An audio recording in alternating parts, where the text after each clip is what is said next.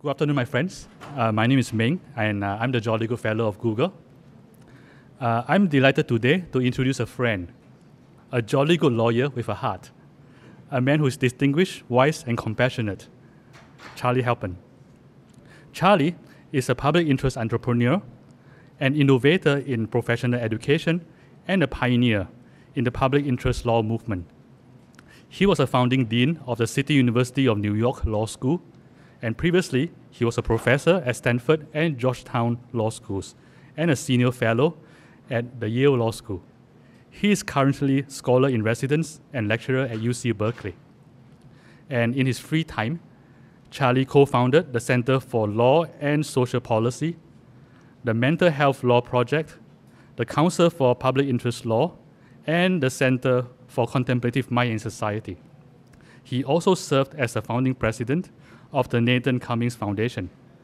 And in his other free time, when he's not founding staff, Charlie teaches meditation with a man nicknamed the Zen Abbot of Google, Norman Fisher. And my friends, let's welcome Dr. Charlie Halpern.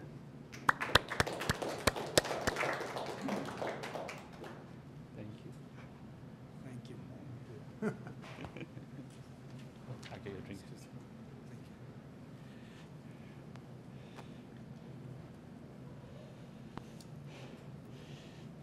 It's very nice for me to be here.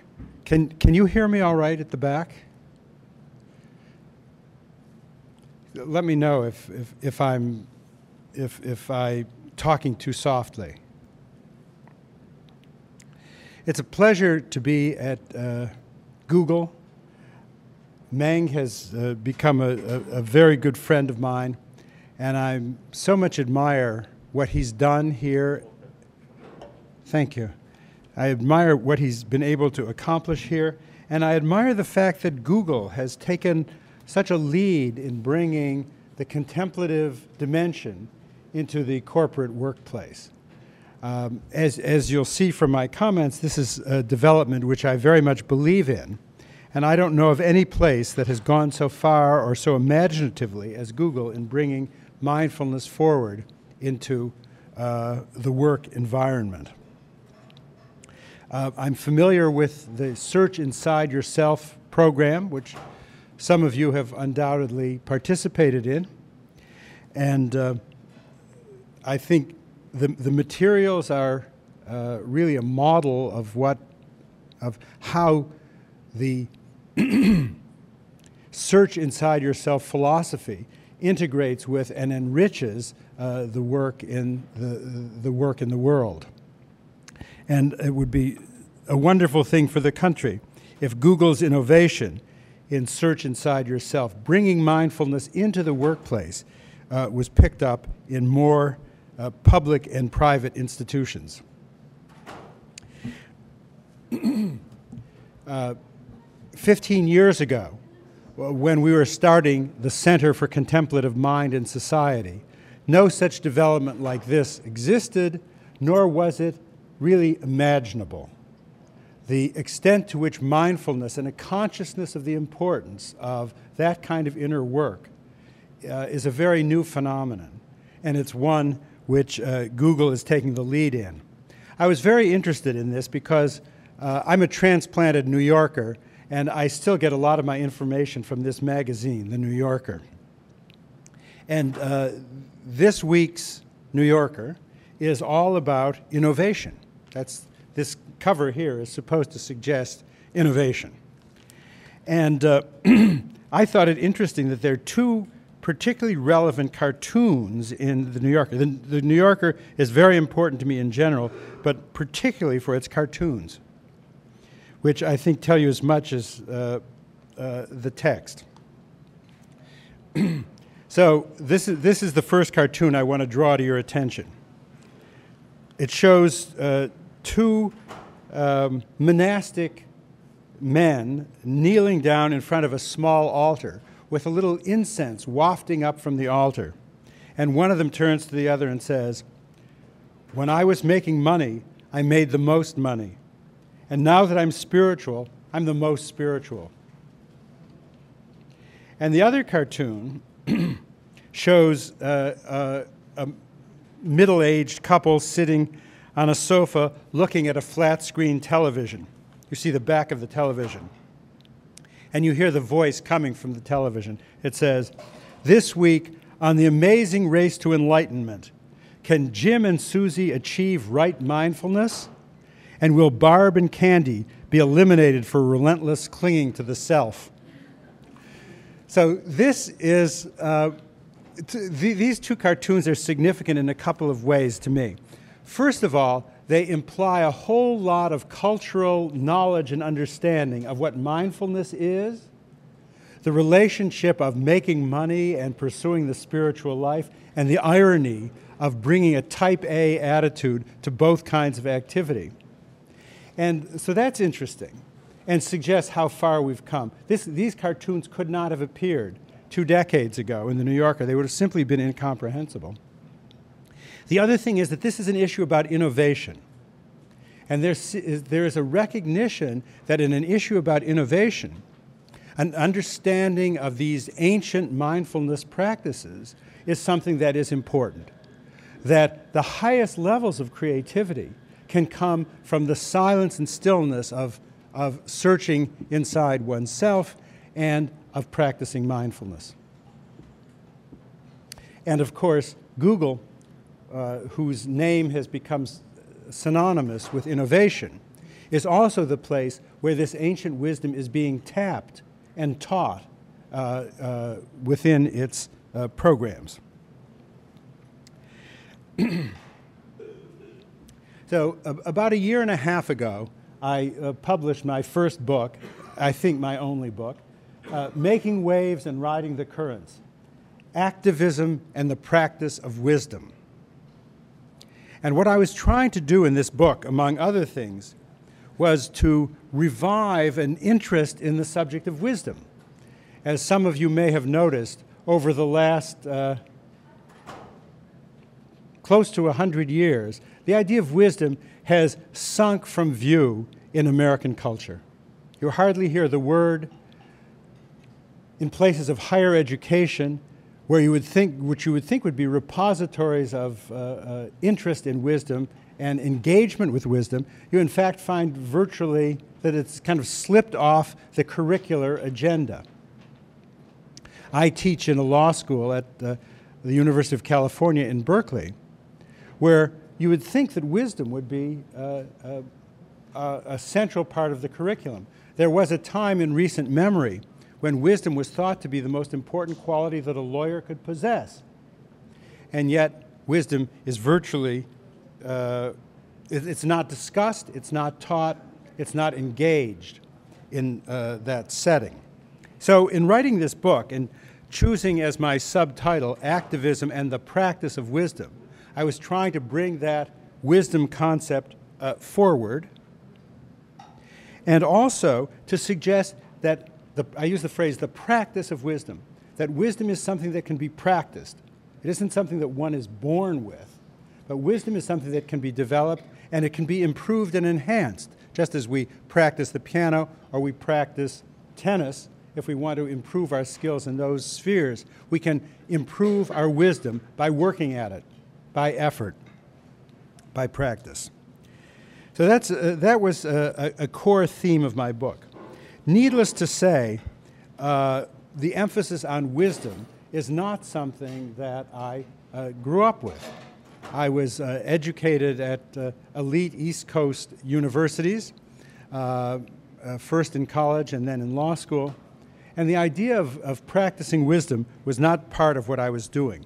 And I entered a profession and a kind of professional training that is especially notable for its focus on the outside world.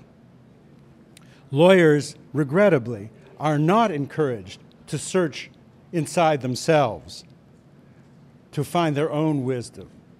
Rather, the emphasis is all on the outside, and really there's a shocking lack of attention to what goes on inside the law student and the lawyer. And that was the way I was trained. And I grew up in a home where my father was a lawyer and then a judge, and so that legal education was something that I absorbed around the dinner table as a small child. So I had some remedial education to do when I entered the world of law practice in order to do the kind of search inside myself work, which I came to recognize as critically important. Meng, in his introduction, mentioned the fact that I had started a public interest law firm named the Center for Law and Social Policy. And that was a place where we started out doing, at the beginning, our main successes were in the environmental field. We took on some very large environmental lawsuits and, for example, got an injunction against the construction of the Trans-Alaska Pipeline, which, oddly enough, permitted the oil companies that wanted to build this pipeline to take the time to actually consider what the environmental consequences might be, and to design a better pipeline, one that was reasonably compatible with environmental protection. So that was the kind of work we were doing in that firm. Needless to say, high-stress work, high stakes, and a lot of a tendency for us to work unlimited hours and to put in the most concentrated and focused effort we could on winning our cases. Very little inwardness. We were doing this work at the center in Washington, D.C., in an office just north of DuPont Circle. And right across 16th Street from our office was Ralph Nader's office. Nader's operations, and Nader himself, was almost wholly focused on kind of a single-minded attention to getting the results they wanted on particular cases or particular legislation. And Nader was someone who did not believe in looking inward or trying to live a balanced life. He actually thought a balanced life was a sign that people were insufficiently devoted to their work and insufficiently high-minded in their commitment to serving their goals. Traits of Nader's, which I'm afraid to say, were reflected in his later political career as a presidential candidate. That lack of balance, the lack of introspective awareness, led him into what I consider some major mistakes, after, in his early years, making enormous contributions to the public. But we had our public interest law firm on one side of 16th Street, and Nader's was on the other side.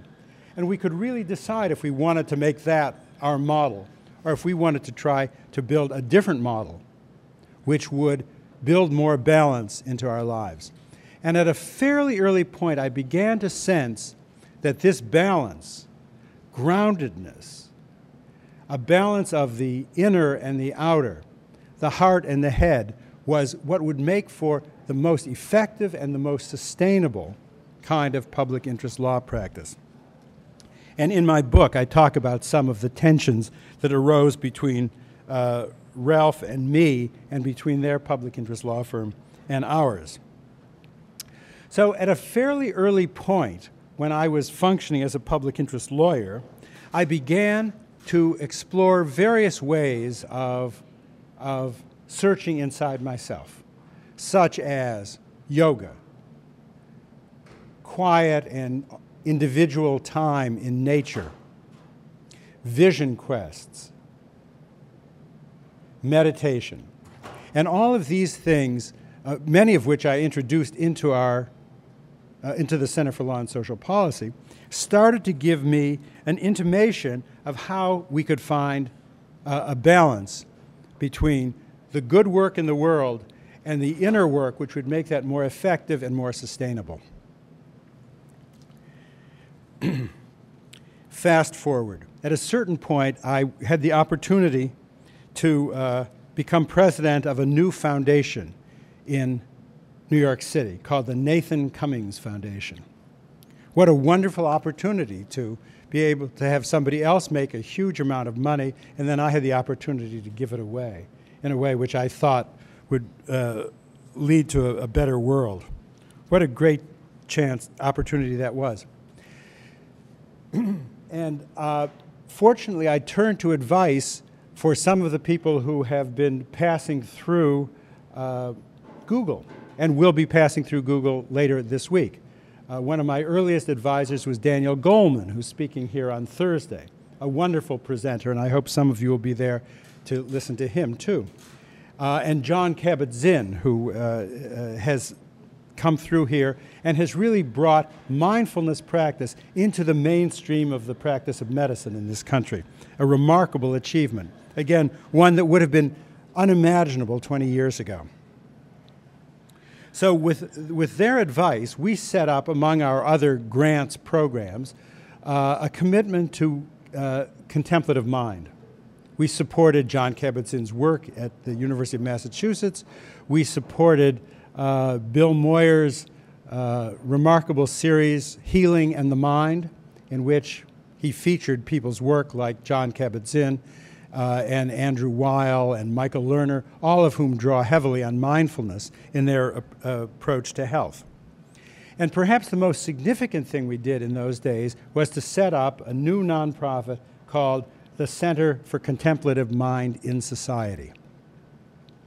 This was the niche we carved out for ourselves, contemplative mind in society, to think about how contemplative practices, which had developed over millennia in cloistered religious settings for the most part, could be brought forward, how the essence of mindfulness practice, for example, could be brought forward into the institutions of society, which we thought had a very good chance of significantly improving the state of the world. And it was this work that brought me into contact with Norman Fisher, whom many of you know, I'm sure, from Search Inside Yourself, where he's been one of the founding teachers and one of the spiritual leaders of that program, along with Meng. And the work I've been doing most recently with Norman has been bringing mindfulness practice into the legal profession. Now, to some people, that sounds like the beginning of another lawyer joke. How many mindful lawyers does it take to change a light bulb? That kind of thing. And in fact, at this point, we've gone past that point, that there is now a considerable community of lawyers around the country who have come to believe that mindfulness practice is something which is important to their successful pursuit of their lives as lawyers, that they will be better and more effective lawyers, that the cause of justice will benefit from their work more if they are grounded in mindfulness. So that's been an important project for me. We had at our last meditation retreat for lawyers at Spirit Rock in Marin County, we had over 70 lawyers, judges, law professors, students, all participating in this program. Again, something that would have been unimaginable 15 years ago. And I took that one step further during the last 4 months when I undertook to teach the first ever law and meditation course at Boalt Hall Law School at the University of California.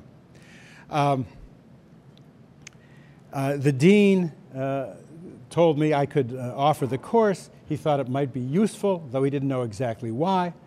But he warned me that if we didn't have 10 people sign up, we couldn't do the course. Fine, I said, that seems reasonable. And I had no idea how much interest we would get. It was a first-time course. I'm not a regular member of the faculty. I'm a lecturer. So if we got 10, I thought we'd be doing well. Well, we had 40 people sign up. And we chose 20, and that's how the course was run as a seminar through this last semester. I would say about 2/3 of them had never practiced meditation before and had no clear sense of what mindfulness was. They signed up for this course because they had some vague feeling that this would help them to stay grounded in the very demanding pressures of legal education or the start of a legal career. And it would help them, they had a vague sense that it would help them to stay in touch with their original motivation for becoming lawyers, which had something to do with building a more just and equitable world. And much of legal education is designed not only without attention to that dimension of the lawyer's motivation, the lawyer's work, but really with a kind of a hostility to that kind of an approach. So I've started to think a lot about the subject of empathy in recent years, which I know is the subject of session 6 in the course that's offered here by Meng and his colleagues in Searching Inside Yourself. Empathy, and Barack Obama has often spoken of our country is suffering from an empathy deficit, which he has suggested is as urgent a concern as the trade deficit or the budget deficit. He says the empathy deficit is something that we ought to be concerned about. And in law school, of course, the idea of empathy in the law school is a foreign concept.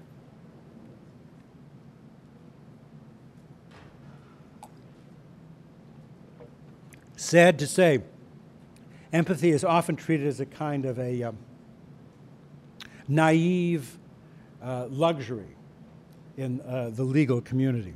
So one of the things that we were doing in our law and mindfulness seminar was to hold up empathy and to bring that back. And that, after all, is one of the reasons why many of these students had come to law school, was an empathic connection to the people who didn't have adequate access to the courts, who were, because of poverty or ignorance or language difficulties, didn't really understand how to demand justice for themselves. They had come to law school because that was what they wanted to do. And they thought that making that connection through empathy was going to be something that they would build a career on. What my course has been doing is to suggest there are ways to do that. And that's what has resonated for many of these students. So of the 20 students who went through this unusual course with me, by the way, the first assignment they have is to meditate every day, just as in SIY. Meditate every day and keep a journal of that. And then every 2 weeks, I would get a summary of their journal entries. They would do a 400-page summary and turn that in every 2 weeks. And when I got this first one, after 2 weeks into this course, I was just stunned. I was stunned by the depth into which they had gone into this work and the budding wisdom that I could see in this work. And there was and the sense of gratitude for our offering this course and giving them an opportunity to look inward and to bring out the deepest connection they have with justice and fairness in the world, and the importance of that in their decision to have a career in law. It's been a beautiful experience. The last exercise I gave them was that each of them had to draw on their experiences in meditation practice and the readings I had given them, Thich Nhat Hanh, Jon Kabat-Zinn, and others, to draw on all of this and to write their own code of personal and professional responsibility, so that they would have a document that came out of their deepest selves that they could refer back to as they were going through law school and entering their legal careers. And they could modify it and rewrite it as it went forward. The documents that came of that were truly extraordinary and moving. Now, I want to take a few minutes to talk about that American lawyer who most fully embodies mindfulness and the virtues that are connected with contemplative practice, and that is Barack Obama. A brilliant lawyer, as you all know, president of the Harvard Law Review, which means he's not just another smart guy. He has incredible analytic abilities and a kind of an intellectual rigor that is very rare to find. And what you may not know is that being president of the Harvard Law Review gives you a ticket to the most influential, the highest paying jobs that are open to lawyers in America. It is a blank check, a license to print money. And 98% of people who had that credential and that experience have used it that way. Obama, however, showed one of his other qualities by not taking those opportunities, but graduating from Harvard, then returning to Chicago to participate in a small civil rights law firm representing steel workers who had been displaced by plant closings, victims of discrimination of various kinds. The intellectual acuity is commonplace enough among, say, elite law schools. They all have the equivalent of the presidents of their law reviews. But these other qualities are so rare and so unusual, in particular for lawyers who have gone through this process of winnowing and where some of their skills and personal qualities have been held up, their intellectual and analytic abilities, and other of their personal qualities and skills have been rather disregarded or disrespected. So that is what Obama means to me. I met him first about 11 years ago. I was president of this foundation in New York City that I mentioned to you, and I was working on a plan to start a new think tank, which would try to develop new ideas for the 21st century. It was going to try to put away some of the partisan battles of the last century and come forward with a new set of ideas which might command a wider assent and which might also be sufficient to meet the new realities of the 21st century. This was a time when the significance of globalization was starting to be understood, the great successes of the Chinese economic experiment, things of that kind, the risks of pandemics. So there was a whole lot of new stuff that we had to think about for the 21st century. We had a plan for a think tank which would be oriented toward those problems. It is now called DEMOS, a Network for Ideas and Action, and it has offices in 5 cities and is doing wonderful things. A friend of mine, so I was trying to put money together for it. You know, that's something foundation presidents do. They can put up some money, but they can't put up all the money for a major project. So we become fundraisers ourselves with other foundations. I called a friend of mine in a foundation in Chicago I thought would be interested in this. And she said, well, we'll do what we can, which turned out to be nothing. But she did suggest that there was a young state legislator in Illinois that I ought to try to meet the next time I was in Chicago. Well, I was trying to put together a board of trustees, and I was thinking about who are people of major reputations who will help this fledgling institution seem solid and substantial. So I wasn't exactly looking for state legislators in their mid-30s. She said, trust me, you want to meet this guy when you're out here next. So I took her advice and I arranged a long breakfast with Barack Obama, whom of course I had never heard of. He brought a copy of his book, Dreams from My Father, which I had never heard of, and he autographed it very graciously for me. It was not the major bestseller then that it is now, but it was a beautifully written book, I was later to discover, and so deeply introspective. This was a person who had known from the earliest years what it means to search inside yourself and to cultivate the wisdom that grows from that inner search. So we sat together for a couple of hours over breakfast, and I was extremely impressed with this young man for the obvious reasons, the analytic brilliance, so articulate, so eloquent in his speech. But what struck me more than that was the quality of his presence. and the way he listened. And what occurred to me at that time in our first meeting, Obama and I, was that I had seen that quality of listening, presence, and attention once before. It wasn't my brilliant professors at Harvard and Yale, far from it. It was the Dalai Lama, whom I had met in 1991. And one of the stunning things about him is this quality of presence. And Obama shared something else with him, which is a wonderful sense of humor and a kind of modesty about himself. You know, sometimes when you're in the presence of a great person, you have a sense that they know they're great people, and one of the things they're doing is giving you the opportunity to sit with a great person. You've all had that experience, I'm sure. But there was none of that either with Obama, then in his mid-30s, or with the Dalai Lama. So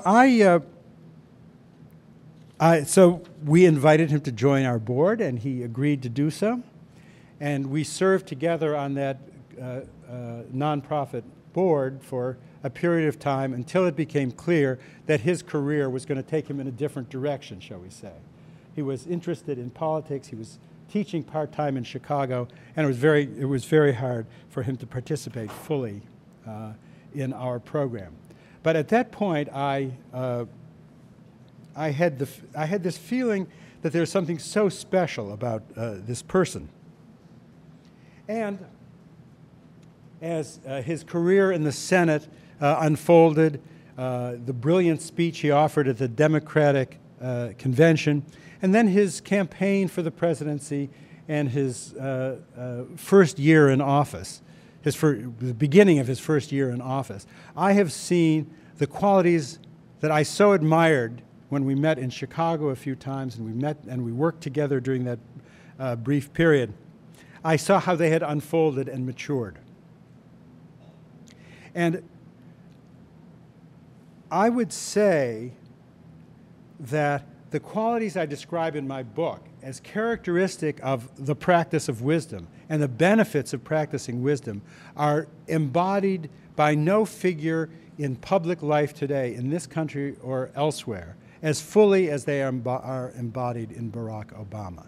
What an extraordinary thing this is. A master politician, a brilliant analyst, who also has the qualities of being a deeply mindful person.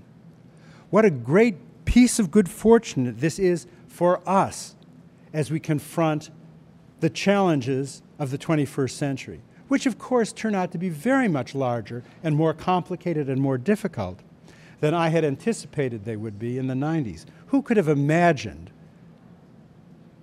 We could imagine pandemics, but we couldn't imagine airplanes flying into the World Trade Center. That was beyond what we were thinking about and who could imagine, too, what a global economic meltdown would look like?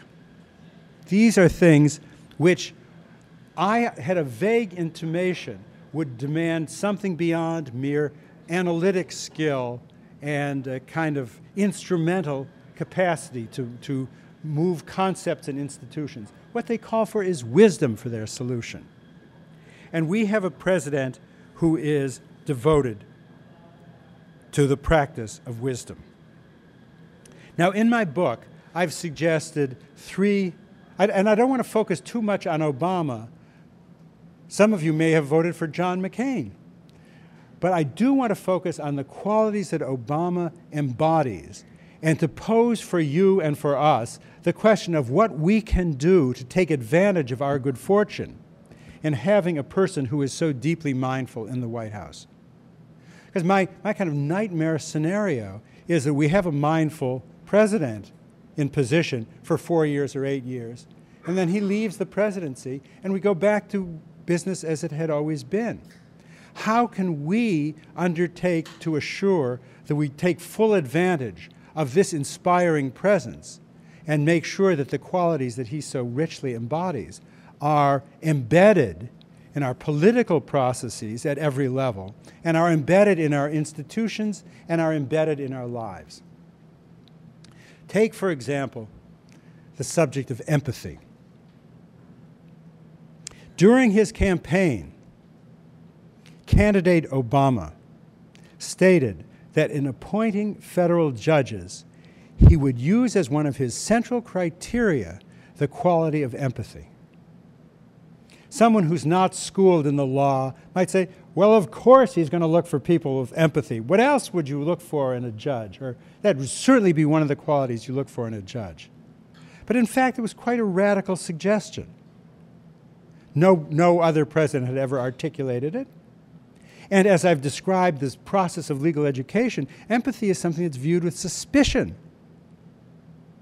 But he said that during his campaigns. There was a little flap at the time. A week ago, 10 days ago, Justice David Souter announces that he's going to leave the bench. And Obama comes forward, and he talks about the usual criteria for selecting a judge, a commitment to the rule of law, a deep understanding of the role of judges in supporting constitutional values, analytic ability, all these things he enumerates, and then he says, and empathy.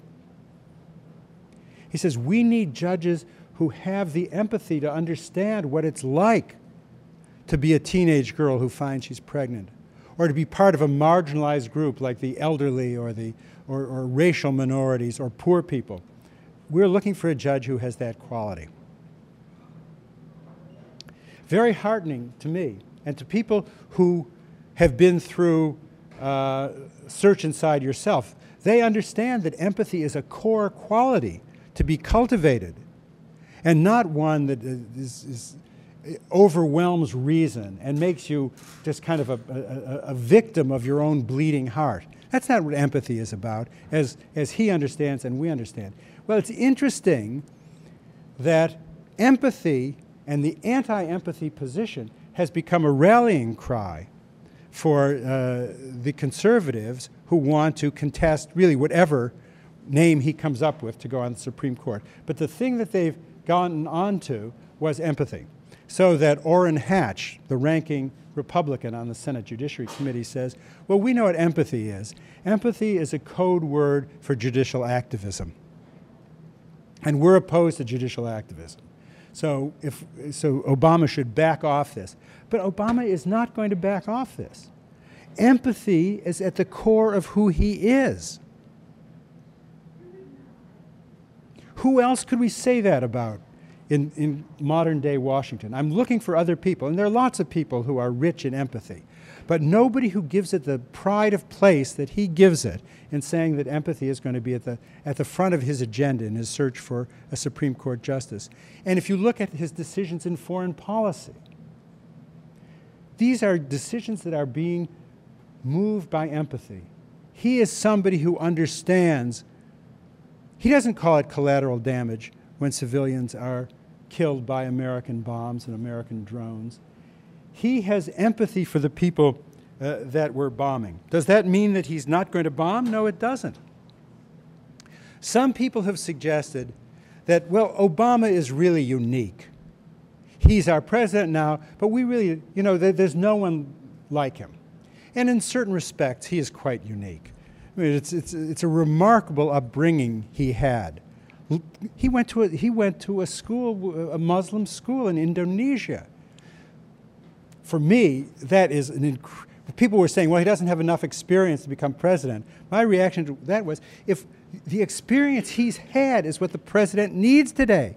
He had been in the Senate for another 6 years. Would that have made him a better presidential candidate? Not in my opinion.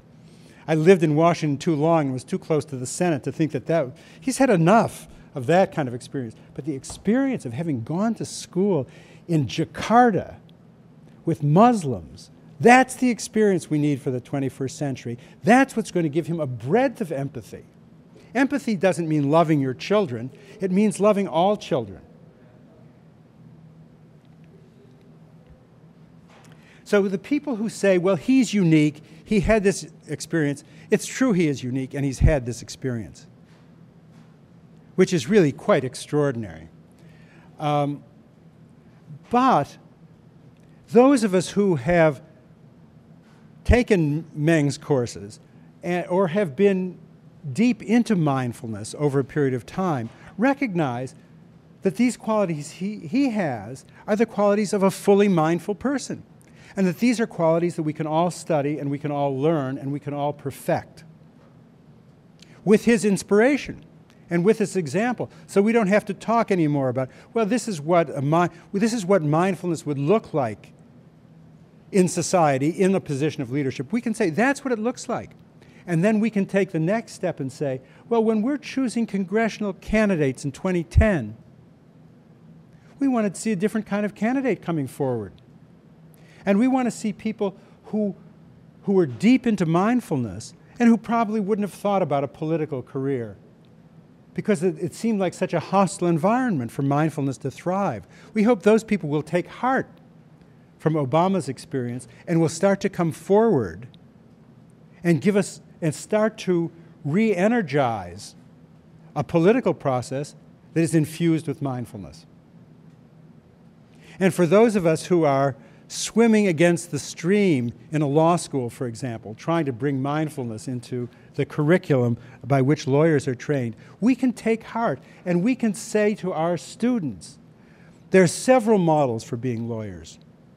Being a tough, hard-nosed litigator is certainly one way lawyers can go. And just turning off all of their empathetic impulses. That's one way to be a lawyer. And then there are other ways to be lawyers too. And you can be as effective or more effective if you have the skills of careful analysis and vigorous advocacy, and you also have the larger skills that flow from mindfulness. So this is the title I chose for this talk is Practicing Wisdom in the Obama Era.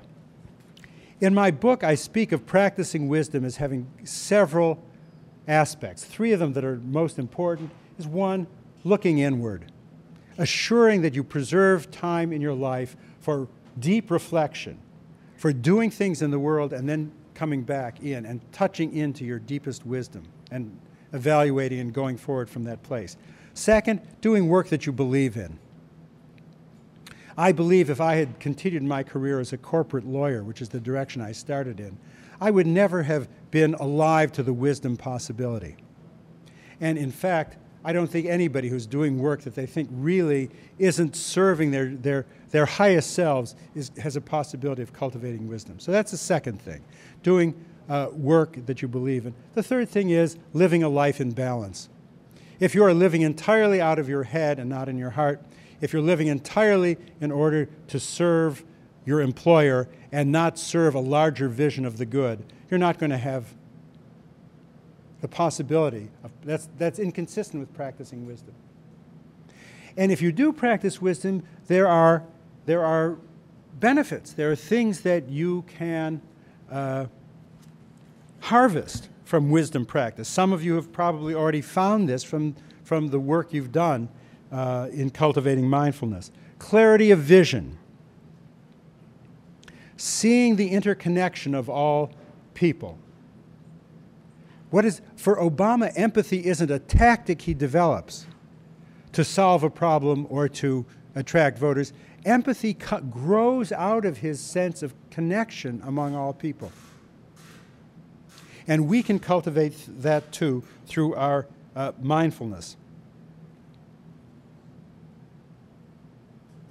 And lastly, the thing that Obama has so effectively cultivated, and we can cultivate too, is a kind of a humility as we go forward dealing with these intractable problems that we face in our personal lives and that we collectively face in our lives as global citizens. So I think that I'm delighted to be alive during a time when we have our first African-American president. And I'm delighted to be alive in a time when we have our first mindful president so deeply committed to the cultivation of wisdom and bringing his deepest wisdom and best self forward in his leadership in the country. And I, for one, want to take up the challenge and opportunity that comes from our having such a president, and that is to think about what I can do personally, in my life in institutions, in my life as a teacher, to assure that these qualities of mindfulness, which you at Google have taken the lead among corporations in bringing forward, and which Obama has brought into the center of our politics, how we can assure that these will thrive and take root in all the institutions of our society. Thank you.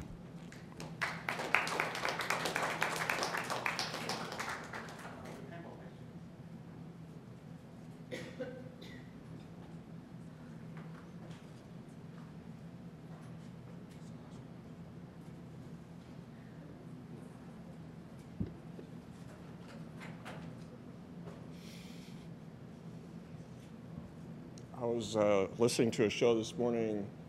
It was a local show, I don't know if you know it, called The Forum on KQED. Oh, yeah. And Ted Koppel was one of the guests on this show, and they were talking about this torture business. And Koppel was suggesting, well, if a person is an interrogator and they're going in, they should know that if they're considering doing something that's illegal, that they should know they may get prosecuted for it. On the other hand, there's sort of these fantasy, I think for the most part, scenarios, in spite of the fact that the record on torture says pretty much there's been no useful information ever gotten out of it. Nevertheless, he's saying if the person does torture somebody and then happens to get some information that does actually happen to save a life, then, well, the president could pardon the person, or if it's in a less, extreme circumstance or local, a jury could exercise like jury nullification. And I'm thinking this is coming up to the question of how do you balance empathy with the rule of law? Because I can imagine, I moved here from Texas, and there's been horrible things happened all over the world, but I could think of some pretty horrible things that happened in that state while I lived there. I lived there for 23 years, and that there's some areas there where people have empathy for a different kind of thing that most of us might think of as good.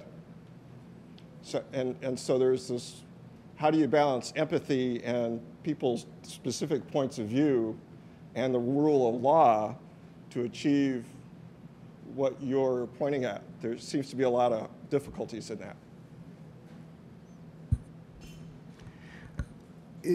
Now, does everyone here heard the question? Will everyone has heard the question? Good. Should be. Since I'm using the mic, hopefully they are, yeah. Okay, good. Well, that's it's a very good question and a very rich inquiry. Let me take it in 2 steps. The first question is how do you, and I'm going to take them in reverse order. Fine. The first question is how you balance empathy with the rule of law. And for me, there's no inconsistency there. To have an empathetic judge means that as she looks around the courtroom, the judge really makes a connection with the various litigants and sees what, and tries to understand what the importance of this case is to them. And makes an empathetic connection to the lawyers and what this case is to them. So these people become human beings to the judge. And then, the judge conducts the trial. And because he is grounded in mindfulness, he conducts the trial with total presence, able to take in what people are saying and really to listen deeply to the witnesses in front of him, to the arguments of the lawyers. And then she makes a judgment based on the rule of law. The rule of law will often leave interstices that have to be filled in. It may be a vague standard that the judge is applying. What does due process of law mean? Has this person been deprived of liberty without due process of law or not? Well, the judge has taken all of this in, and then makes a judgment about whether there was a deprivation of due process or not. And it might depend on how he understands the litigant before him. Is this a litigant who was president of the Harvard Law Review, or is it a person who has a third-grade education and an IQ of 45? And so the judge, having made this connection, then is able to apply legal principles with a real depth of understanding.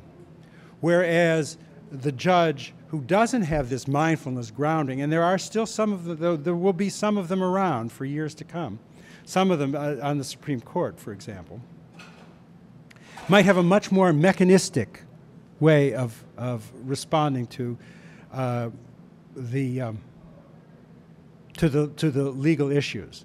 And more mechanistic would mean less grounded in basic human understanding. So that's then the first issue you raised, which I've held off, is the question of how mindfulness helps us to see torture. And what you've described as Koppel's position sounds like a very interesting one to me. To have a clear statement that torture is unlawful. That is, which happens to be the state of law in the United States and the state of international law. Right. This is illegal, unconstitutional, and there are also statutes that require that. And I think that's a very good idea. And then bringing full mindfulness to each individual situation is the effective way, not to create a new general rule that certain kinds of torture are all right, that, well, waterboarding is all right. But we'll look case by case. And if there is actually a case where there's a ticking time bomb in the New York subway system in Grand Central Station, well, then maybe some people who are interrogating a suspect with actual knowledge of that bomb might violate the law. And we have, again, enough interstices, enough vagueness in our law and doctrine, or specifically the presidential pardon power, so that we can handle that situation, still keep our clear statement of legal principle, and rely on our sense of appropriateness and empathy in deciding whether a particular case of a torturer should be punished. Okay. And what I like about this is that in the response to both your questions is we are radically better off if we have people in the system who are grounded in mindfulness, who are practicing wisdom. Yeah, it seems like what I gather from your answer is that you're never going to be able to write enough laws that make things black and white every situation, and we don't write laws that way anyway. And I forgot the second point I was going to make, so I'll leave it at that. Okay, thank you. Yeah.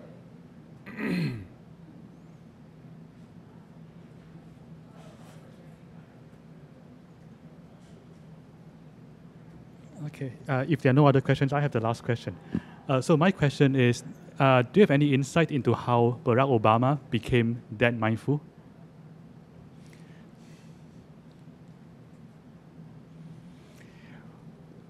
Well, I don't have any firsthand knowledge. I do have a little firsthand knowledge that he is that mindful. How he became that way, there's enough in the public record to suggest some of the answers to that question. And I've suggested some already. One is this unusual growing up he had, which forced him to look inside himself, forced him to develop all the resources he could find, because it was a very difficult situation, being the only, one of 5 black kids in his high school in Hawaii, being confronted with the situation that he faced in Indonesia. He had to do this inner work in order to survive and thrive as he did.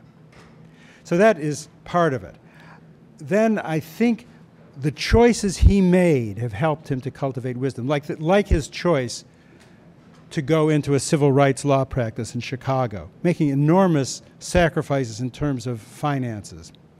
I think, too, that he helped to put himself further along the wisdom path by the choices he made in leading a life in balance. One of the things that I find very moving is to see the way he is with his wife and children.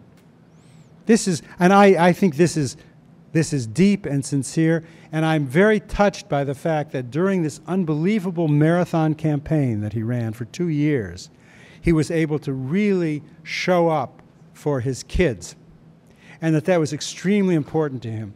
Those choices are both a product of wisdom and also help promote and develop wisdom. Whether he has an actual sitting mindfulness practice, I don't know.